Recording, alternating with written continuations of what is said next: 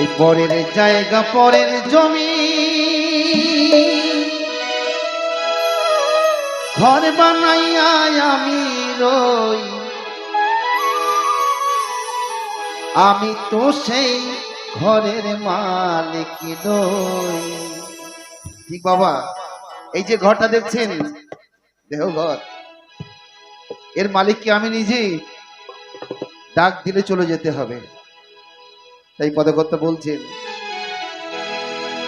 পরের জায়গা পরের জমিন ঘর বানাইয়া